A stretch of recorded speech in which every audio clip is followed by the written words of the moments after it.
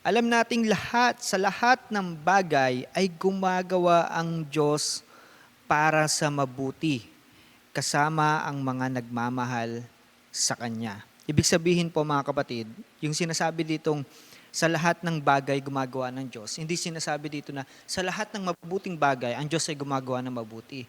Ibig sabihin ng sa lahat ng bagay, mabuti man o hindi, ang Diyos kayang gumawa na ikabubuti po natin.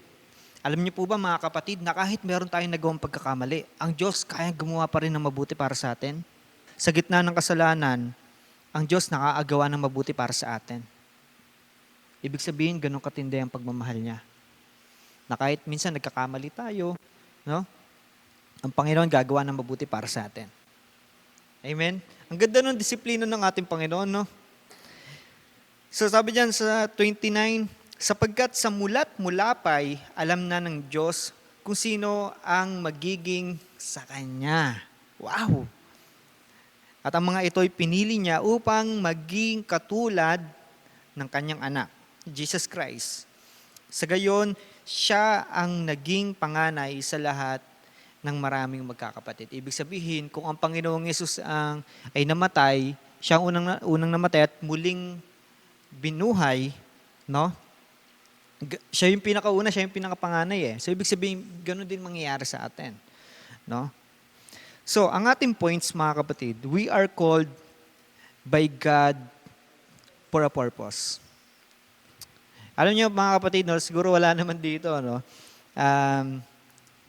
Halimbawa, ang tagal-tagal mo na sa company, no? Halos ginugol mo na yung buong buhay mo dun sa company yon. Talagang dedicated ka. Pero yung company, wala palang plano para sa'yo. Hindi ka gusto iangat, no? Diba? So, ang sakit noon, no, mga kapatid, dinedicate mo yung isang buhay mo, nag-commit ka, pero ang ending, wala palang purpose sa'yo. Alam niyo po, ang Diyos hindi po ganoon. Pag tayo dedicated sa Panginoon, meron tayong commitment sa Panginoon, hindi yung masasayang. Yung paglilingkod natin sa Panginoon, meron 3 bagay yan. Una, destination. Pangalawa, yung route, yung ruta. Pangatlo, yung vehicle, no, yung sasakyan. Alam ng Panginoon yung ating destination, yung ating pupuntahan. Alam ng Panginoon yung mainam na destination sa atin. No?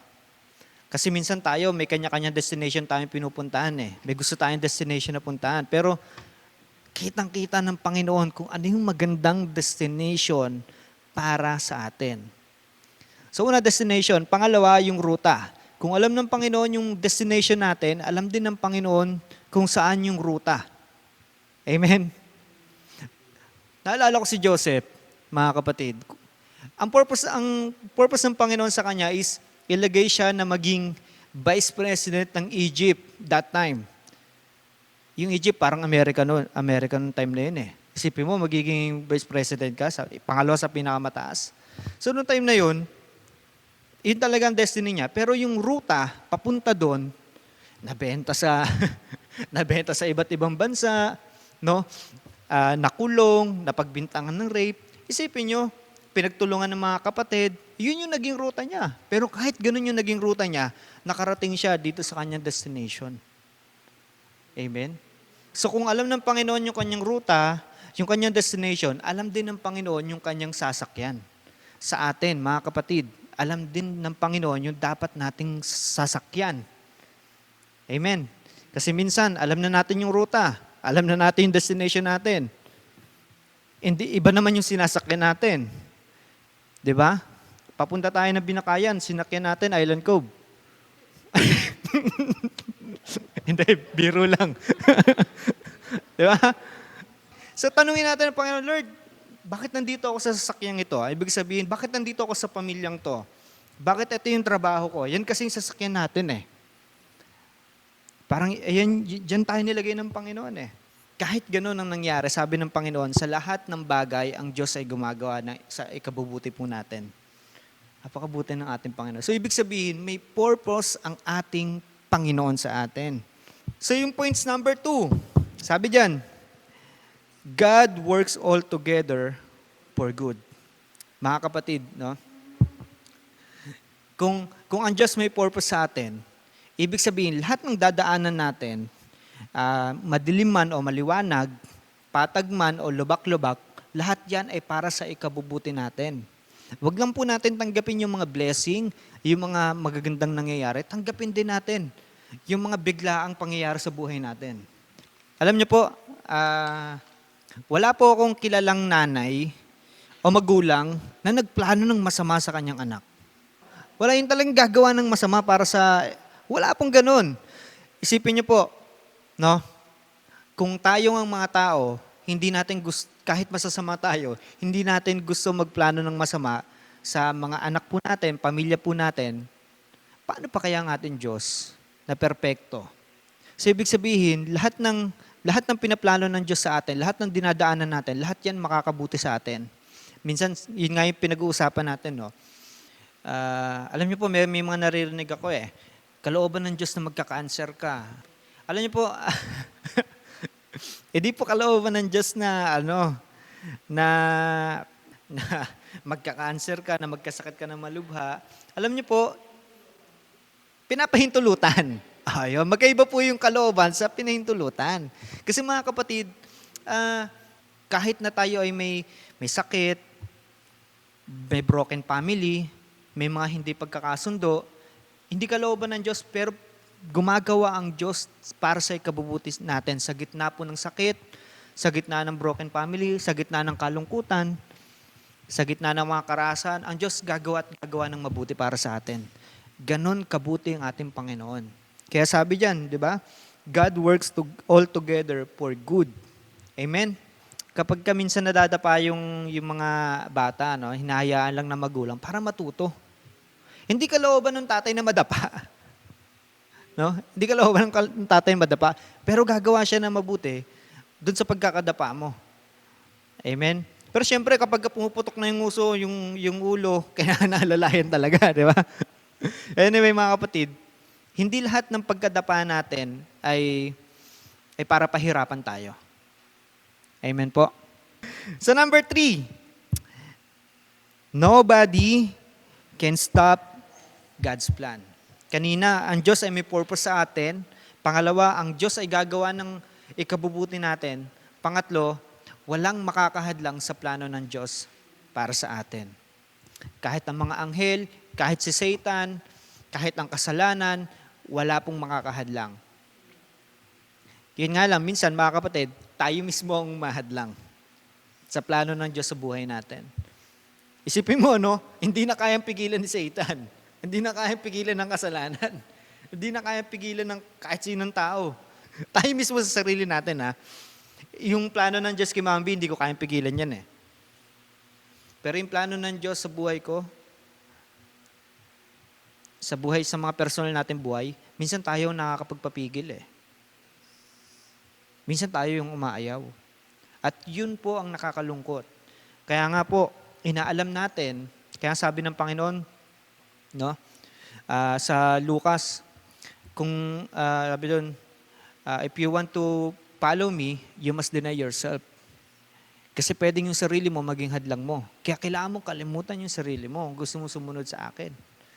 Kasi ang pagsunod sa Panginoon, naniniwala po ako, yan ay, tawag dito? At hindi ko sasabing itinaya mo na lahat kasi pag tinaya lahat, parang sugal, Parang ibinigay mo na talaga, hinayaan mo na ang Diyos. Ibig sabihin, hindi mo hinayaan na parang bahala na. Hinayaan mo na, alam ko mapapabuti to. Amen? So mga kapatid, kapag binigay na natin yung tiwala natin sa Panginoon, naniniwala po ako walang makakapigil sa plano ng Diyos sa ating mga buhay. Kung plano ng Panginoon na makasama natin yung ating mga pamilya sa Sunday worship, sa mga ministry, mangyayari po yun Kung alam natin na ang Diyos ay mabuti rin ang plano niya sa atin. Amen po. So yung ating exercise, discover God's purpose for your life. Kung kanina, alam na natin na ang Diyos ay may kalooban sa atin. Ang kailangan natin gawin, mga kapatid, is i-discover. Discover the purpose of God sa ating mga buhay. Ngayon, Kaya pinapapikit ko kayo kanina bago tayo mag-pray kasi gusto kong maalala natin yung mga ginawa ng Panginoon sa buhay natin. At lahat po yun, intentionally po yun. Mga kapatid, intention ng Panginoon na mangyari po yun. Lahat ng mga kabutihang yun, intention ng Panginoon na mangyari sa atin. Lahat po yun, magkakarugtong. Alam niyo po yung puzzle? Magkakarugtong po yun. Para sa isang, alam niyo, para sa isang napakagandang plano ng Diyos sa atin. Ngayon mga kapatid, kayo po ba? Sa tagal po nating mga Kristiyano, siguro nasa 1 year na, no? 1 year mahigit na siguro tayo. Na-discover na ba natin ang purpose ng Panginoon sa ating buhay? Kayo lang po makakasagot niyan. No? Pwedeng mamaya, paggabi, pagtulog po ninyo, kausapin natin ang Panginoon. Tandaan po natin, hindi po tayo gumagawa ng sarili nating purpose. Amen? Meron na po tayong purpose. Dinidiscover lang po natin yon. Amen po. So, sa exercise number 2 natin, love God by living a life of obedience. Naniniwala po ako mga kapatid, na kung mahal natin ang ating Panginoon, madali po sumunod. Kapag hindi mo naintindihan na mahal mo ang magulang mo, ang hirap-hirap sumunod. So, ibig sabihin, kaya pala doon sa John 3:16, gayon na lamang ang pag-ibig ng Diyos sa sangkatauhan. Inuna yung pag-ibig Pag-ibig ng Diyos. Sabi dito sa 28, and we know that in all things, God works for the good.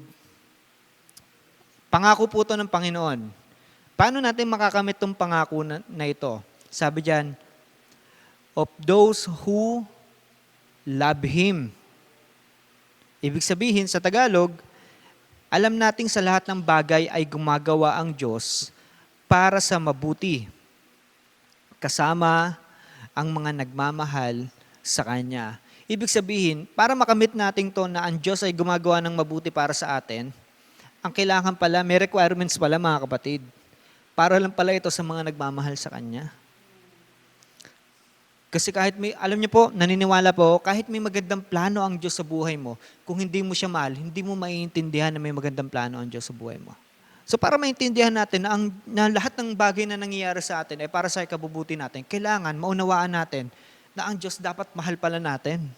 Dapat mahalin natin ang Diyos. Hindi po suggestion po. Hindi po sinasuggest ng Bible na baka naman mahalin niyo ang Diyos. Baka naman pwede niyo mahalin ang Diyos. Yun po ay utos na mahalin po natin ang ating Panginoon. No? Malalaman nating mahal natin ang ating Panginoon kapag meron tayong obedience. No? Sa number 3, mga kapatid, trust God's process of forming you. Sabi diyan, pagtiwalaan natin ang proseso ng ating Panginoon. Kung paano niya tayo hinuhulma. Bakit nga ba tayo hinuhulma ng ating Panginoon? Tingnan natin sa 29. Sa Tagalog. Sapagkat sa mulat mula pa'y alam na ng Diyos kung sino ang magiging sa Kanya at ang mga ito'y pinili niya upang maging katulad ng Kanyang anak. Ito pala yung sinasabi na proseso para maging katulad ng Kanyang anak. Para maging katulad ni Jesus Christ. Hinuhulma tayo mga kapatid kung papaano si Jesus Christ na dapat makita sa buhay natin. Alam niyo po yung sculpture, di ba? Para tayo mga sculpture box tayo dati, isang pulutong ng kahoy na walang hulma. Na ang Panginoong Diyos lang ang nakakita yung finished product natin. No? Minsan hindi pa tapos yung proseso, pinapatigil na natin Minsan may ganun no? Okay na ako dito. May nakikita na naman na yung mukha, okay na, nahulma na naman. Pero meron pa pala dito sa likod, marami pa mga hindi nauhulma ang Panginoon. So, pagtiwalaan natin na ang Panginoon, hinuhulma po tayo. Amen po. Kung paano po ako pinuform ng ating Panginoon, hindi po katulad po sa inyo. Kung paano hinuhulma si Jello, hindi po katulad sa akin. Iba-iba po ang pagkakahulma ng Panginoon sa atin. No? Hindi na po natin alam yon kung bakit gano'n. Hindi na po natin alam kung ano ba talaga yung plano ng ating Panginoon. Lagi ko ina-example yung bata. Yung bata, pag yan excited na sa school, lalo na pag wala pa siya sa edad, gusto niya na pumasok. No? Gusto niya na pumasok, no? Pero ikaw na tatay, ikaw na nanay, alam mo kung kailan siya dapat pumasok. Amen? Alam mo kung kailan siya dapat pumunta ng school. Anak, wala ka pa sa tamang edad. Pero yung anak, gustong-gusto na pumasok. May mga dapat pang ituro sa atin bago tayo pumasok. No? Anak, may mga dapat ka pang matutunan bago ka pumasok ng school. 'Di ba? So, mas alam ng Panginoon. Kaya nga mga kapatid, ang Diyos alam niya lahat eh. Nakakatawa na ang Diyos alam lahat. At hindi lang basta alam niya lahat, magkaiba rin ang isip natin at isip ng Diyos. Napakalayo. Pansin niyo po ba, dito pa lamang sa lupa, no, magkaiba ang isip ng matanda at sa bata. Pero minsan parang nagiging bata rin tayo. Alam niyo po yung pinagkaiba ng matanda at bata? Alam niyo naman. Imposible namang hindi. No? Alam niyo po ba ang isa sa mga pinagkaiba ng bata at matanda? Yung bata, nakapokus siya sa temporary. Yung matanda, nakapokus siya sa permanent. Yung mga bata gusto niyan laruan eh. Yung mga laruan lang, sasayangin lang. Pero ikaw na magulang, eto bili mo hanggang grade 6 mo na to. Di ba gano'n, no? Di ba?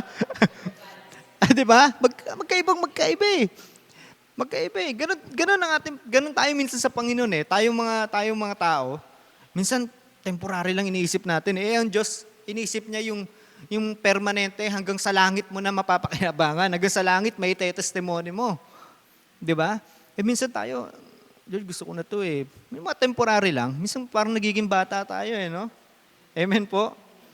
Kaya salamat sa Panginoon na natuturuan po tayo. Ano nga ba ang kalooban ng ating Panginoon? Ang ganda na nung usapan natin, ang ganda na nung yung pagtuturo sa atin ng Panginoon. Alam ng Panginoon yung ating destination, yung ating purpose. Alam ng Panginoon yung ating mga dapat daanan. Alam din ng Panginoon yung dapat nating yung sasakyan. Ngayon mga kapatid, nasa saan ka na? Nasa saang level ka na ng pagtitiwala sa ating Panginoon? Sa kanyang kalooban.